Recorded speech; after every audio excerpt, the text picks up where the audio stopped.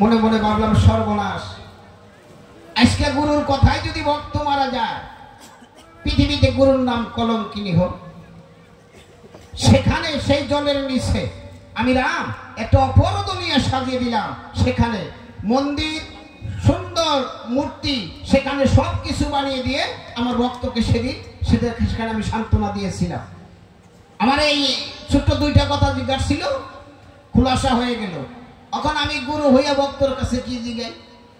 ভক্তের কাছে তো আসলে গুরু হইয়া ভক্তের কাছে জিজ্ঞানো চলে না। এখন একটা দুইটা যদি না বলি তা তো হয় না। হে হনুমান, তুই আমার কথা মান। তোর কাছে আমি একটি কথা জানতে চাই। এই হনুমান, আপনারা দেখবেন হনুমানের মুখ এই দুই সাইডে হলো সাদা, মানে পুরার দাগ আছে। আমি জিজ্ঞেস করে যাই, তোমার ঠাই ভক্ত রে, তুমি রামের ভক্ত, আমার ভক্ত হইয়া কোন জায়গায় কোন অপরাধ করেছিলে যে সেখানে তোমার মুখ জ্বালিয়ে দিল?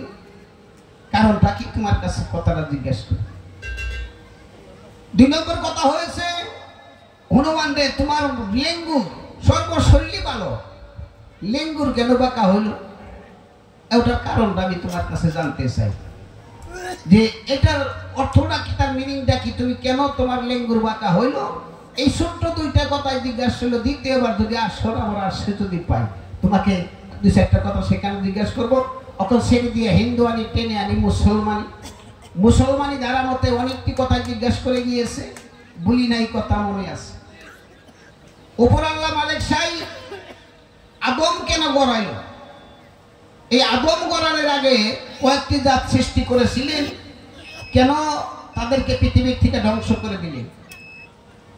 কোন কোন দলিল আসছে 6টা জাত সৃষ্টি করেছিলেন, কোন দলিলে পাওয়া যায় 6টা, 4টাও।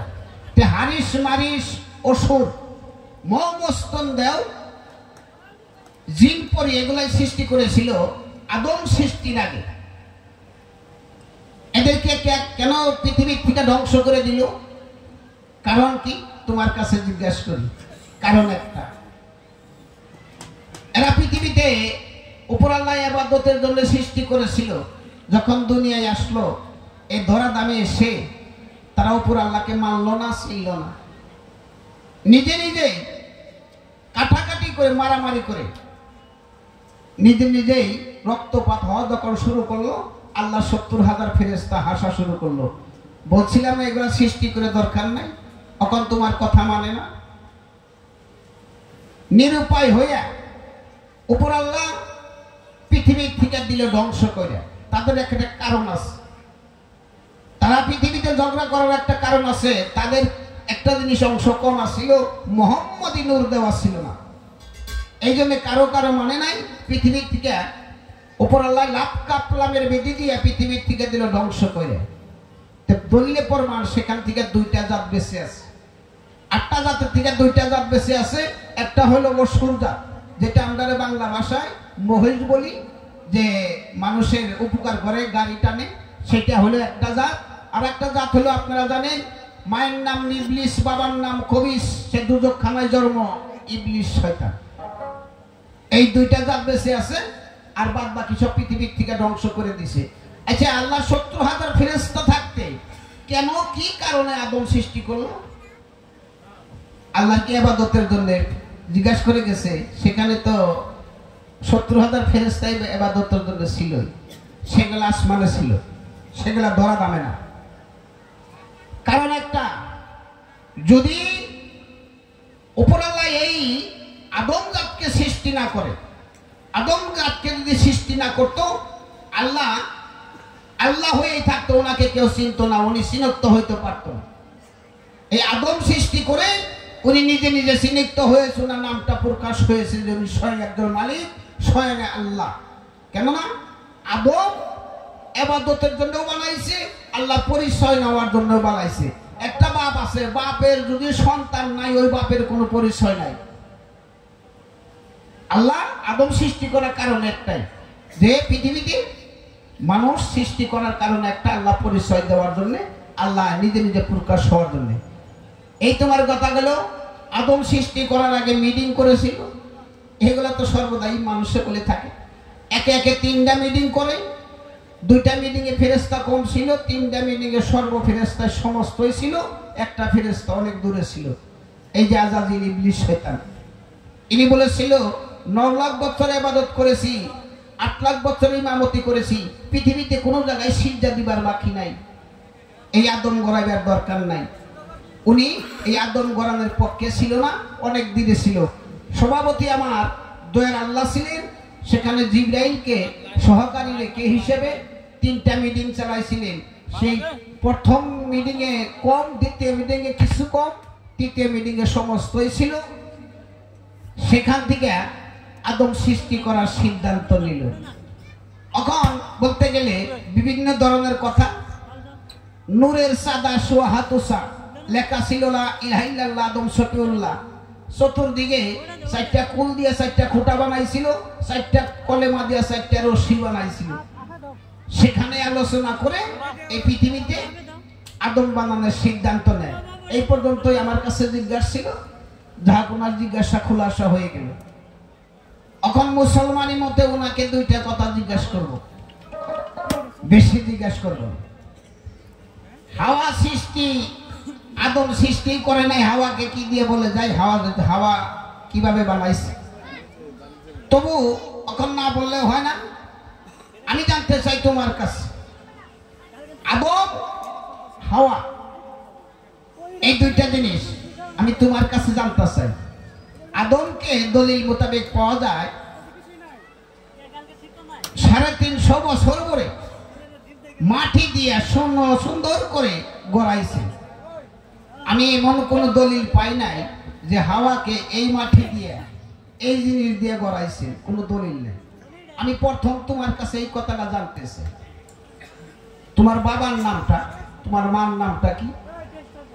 কিসের দ্বারাই তুমি সৃষ্টি, তোমার কিসের দ্বারা সৃষ্টি করলো, এই কথাটা তোমার কাছে জিজ্ঞাসা রইল। আর যে তুমি হাওয়া, এই কয়েক কিসিমের হাওয়া আছে, মানে কত প্রকারের নারী আছে তোমার কাছে আমি জানতে চাই। এক জাতের নারী দেখবেন দাদাজিরা জামাই ধইরা মারে, আছে না? এক জাতের নারী আছে জামাই ধইরা মারে, আর এক জাতের নারী আছে পেটে পিঠে কাপড় নাই, হন হন করে রাস্তায় ঘুরে বেড়ায়। আর এক জাতের নারী আছে পর্দা বর্ষিতায় থাকে।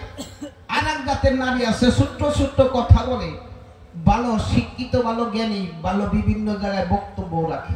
আমি জানতে চাই তোমার কাছে এই কয়টা নারী জাত আছে, তোমার কাছে জিজ্ঞাসা করলাম। আসলে আর একটি কথা জানতে চাই, তোমার ঠাই, তুমি তো সরকার বাসা তলতালে মুসলমান। আচ্ছা মুসলমান যদি তোমার মুসলমানি হইল কিনা, এই কথাটা একটু জানার দরকার। যদি মুসলমানি হয়েছে, কোন জায়গায় কাটছিল, এই হাজামটা কে ছিল, এটা তোমার কাছে জিজ্ঞাসা। 2 নম্বর জিজ্ঞাসা করবো তোমার আরেকটি কথা, তুমি তো এমনি মানুষ, আসলে তো সবকিছু তোমার ঠিকই আছে, খাওয়া চাপা সবকিছু ঠিক, তাহলে তোমার দাড়ি মুছল না, এইটার কারণ, এই মুসলমানের কারণ তোমার দাড়ি মুছ কেন হলো না? সৃষ্টির কথাটা একটু বলে যাইও, তাই খুশি হবো। লাস্টে যাওয়ার সময় আর একটি কথা বলে যাই, দেখবেন দাদাজি, এই ছেলে যদি কারো ঘরে জন্ম নেয়, ইসলাম ধর্ম মতে একটা ছোট মোটো মানুষ হইলেও ওই ছেলের কানে একটু আজান ঢোকায়, বাবা মা মিষ্টিন্ন বিলায়, বাবা চাচা দাদা ঠাকুর থাকলে একটু মিষ্টিন্ন দেয়, যে আমার নাতি হয়েছে বা আমার বাচ্চা হয়েছে, একটা মিষ্টিন্ন খাও, এক কাপ চা খাও। কিন্তু মেয়ে জন্ম নিলে ঘরে জাপ দিয়ে কেন রাখে? মিষ্টিও বিলায় না, সেখানে আজানও নাই। এইটার কারণ কি তোমার কাছে জানতে চাই। দক্ষিণপাড় থেকে 3 গান গিয়ে আসলাম বাসায়, 3 জায়গায় আসছি, গান গাইয়ে এসে বাসায় ঘুমাইছে। এখন দেখি কি চাষা রাত 2টা বাজায় ডাক দিচ্ছে, কয় উঠছে বলে, কেন? কয় তার চাষার চাষির নিয়ে ছেঙা যাওয়া যাবে মেডিকেল। আমি তো দেখলাম যে চাষির বিকালে একটু বেকার হতো। উনি, আমি গেলাম, তুমি যাও, আমার সময় নেই, ভালো লাগে না, ঘুমাইতেছি। এই আধা ঘন্টা পরে দেখি ঘুরে আসছে, গাড়ি আসার পর আবার উঠলাম, পরে বেকার হইলো নাকি। বললাম চাচা কি খবর? মানে মেয়ে জন্ম দিয়েছে। আমি জানতে চাই, ছেলে জন্ম দিলে মিষ্টিন্ন বিলায়, আর মেয়ে জন্ম দিলে করে কারণটা তোমার কাছে এই তিনটা কথা ছোট্ট ছোট্ট কথা জিজ্ঞাসা করি, সুন্দরভাবে আসলে একটু বুঝিয়ে দিই।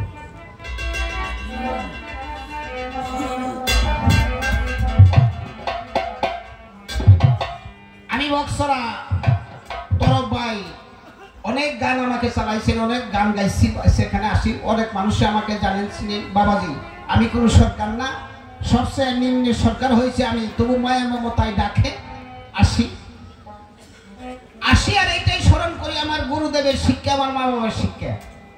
বাবা যেখানে গানে যাও, যেখানে গানে যাও সবসময় মরণের কথাটা স্মরণ রেখো। কোন দিন বান মরতে হবে, পৃথিবী ছাড়তে হবে, এটাই চিন্তা করি। এই যে প্যান্ডেল আসলাম, বাণিজ্য মেলার প্যান্ডেল, আজকে কয়েকটি প্যান্ডেল মারলাম বাণিজ্য মেলার, এখানে আসলাম।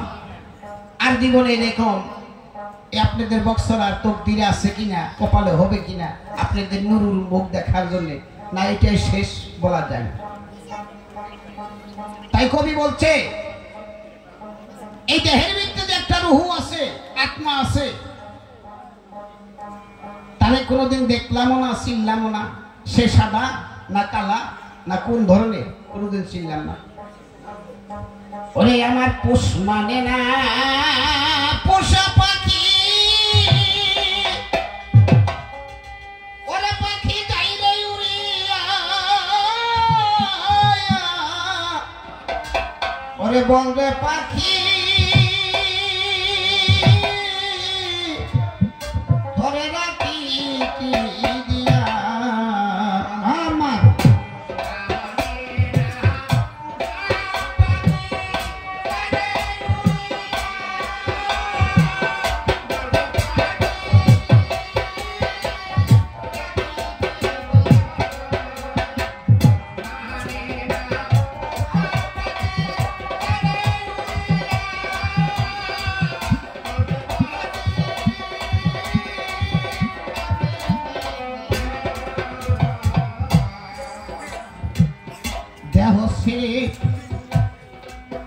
যেদিন ময়না আমার যাবে রে ঘুরিয়া,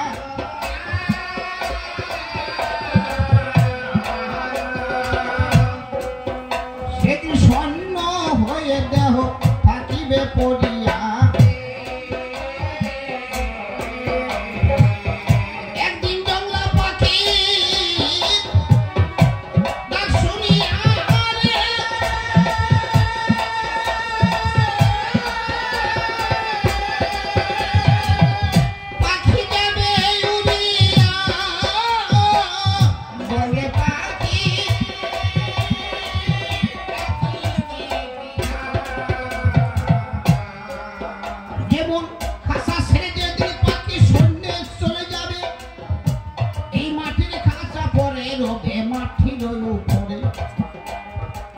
সেদিন খাসা আর দাম দিবে না, মাটির ঘরে হবে পরি ঠিকানা, সেদিন খাসা আর দাম দিবে না। ভাই বলো বন্ধু বলো সাথী হবে না, আত্মীয় স্বজন বলো সঙ্গে যাবে না, একা একা যেতে হবে,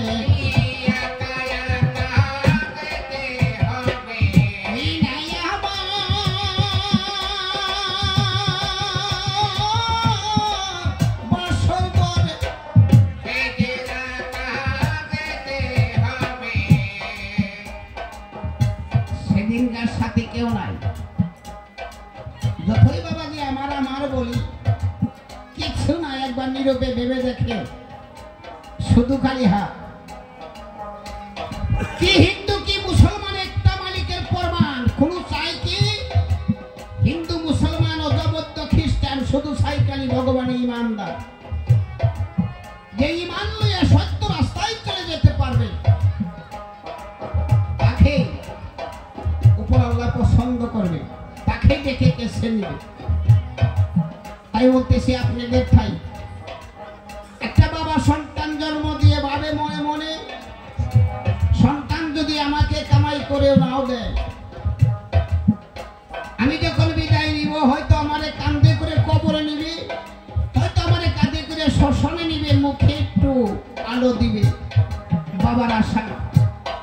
কিন্তু সেই বাবা আশা করে বসে থাকে যে সন্তানের কাঁধে উঠে কবরে বা শ্মশানে যাবে, কিন্তু দুর্ভাগ্য সেই বাবার কাঁধেই সন্তান উঠে আসে না গো। বাবা বেঁচে থাকতে সন্তান মারা যায় না। যদি বাবা মা বেঁচে আছে, যদি সন্তান মারা যায়, বাবার মনে আর মানে না, দুঃখিনী বাবা সইতে পারে না। আমার চোখের সামনে দেখলাম একটা পুলিশের ছেলে মারা গিয়েছিল বিয়ে পাশ করে। শিশু দুইটা বাচ্চার গর্ভ দিয়েছে, বিয়ে পাশ করে মাসের বেটা বাড়া কারবার করে।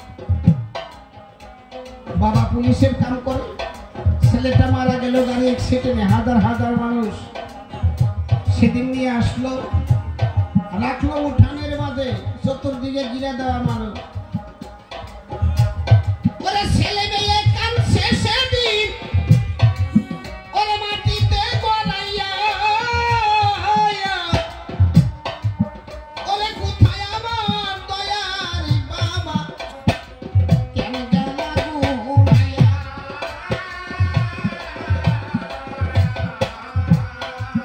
একবার বাবা কথা কওনা, একবার বাবা তুমি ভুলে নাও না।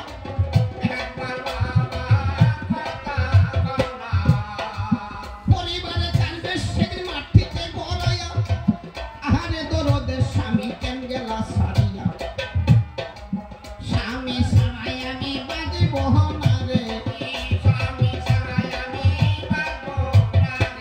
গাড়ি দিয়ে আসে ববে স্বামী মরে।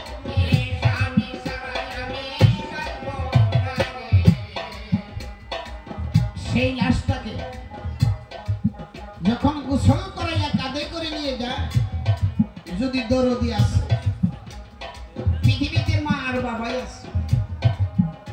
ওই বাবা দুইটা হাত বাড়াইয়া, মা দুইটা হাত বাড়াইয়া সেই লাশের পিছে পিছে যায় আর বলতেছে, বাবা রে তুই আমায় ছেড়ে যাস না, আমার বুকে আগুন দিয়া তুই আর যাস না।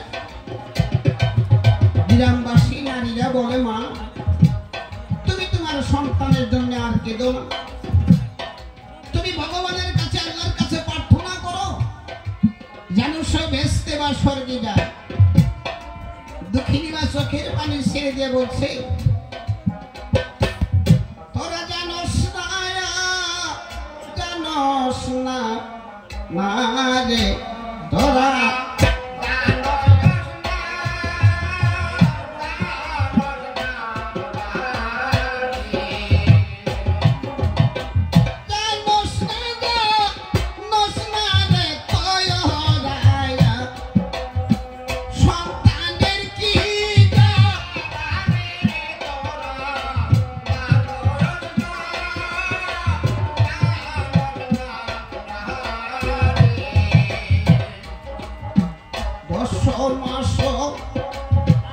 দশহরে দিন হয় আমি রেখেছিলাম ঘর বেড়ে তোরা,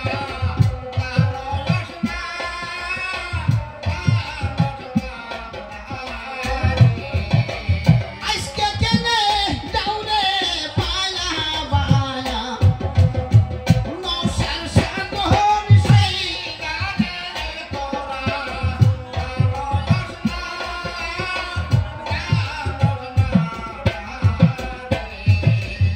যে ঘরে বাবা মার সেবা হয়, সেই ঘরে একটা মসজিদ, সেই ঘরে একটা মন্দির। যে ঘরে বাবা মার ভজন হয় ওইটাই বলেছে মসজিদ, ওইটাই বলেছে মন্দির। বাবা মা হয় ব্যস্ত রে খায়া নায়া, ভজন করো দইয়া রে তোরা,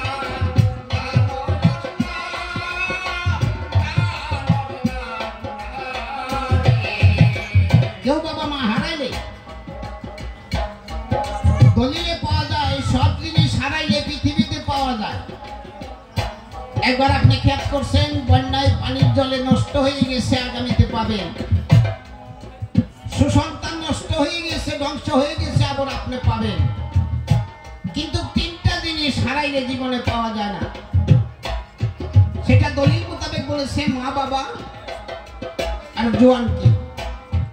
এখন যদি কাকুরা বলেন যে 20 বছরের যে জোয়ান কি ছিল, যে কাজটা করেছি, বান্দাঘর মেডিকেলে টাকা 10 লাখ দেন, আমার সেই জোয়ান কি জানিয়ে দাও, পারবে বাবাজি? আর ক্ষমতা নাই। এই জন্য জোয়ান কি থাকতে রেখে খাইতে হয়, বাবা মা থাকতে বসতে হয়।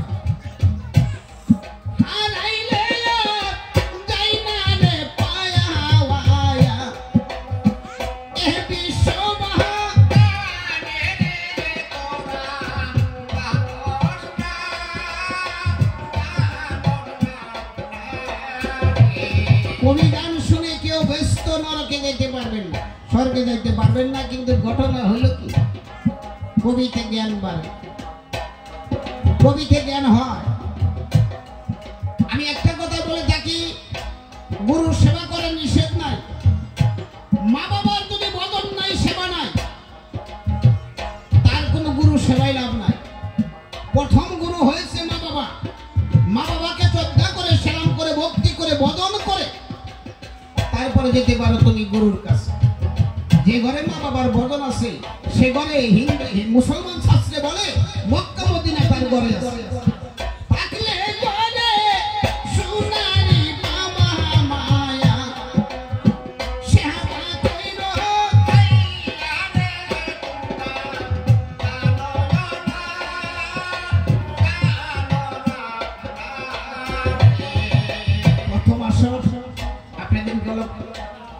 বিরক্ত করলাম, ভুল টুকে হলে ক্ষমা করবে। এই পর্যন্ত আসর ছেড়ে যায়। দ্বিতীয়তে আসর যদি আবার পায়, 2-1টা কথা বলার জন্য শুরু করবো। এবার যাক চলে বেশি বলে, যাক চলে বেশি বলে নিঃস প্রয়োজন, ভুলে আরো কাশি দাদা রাখি ও সরল, তাহলে তুলে টুকরা রাইখো ওগো ডুলি বাই,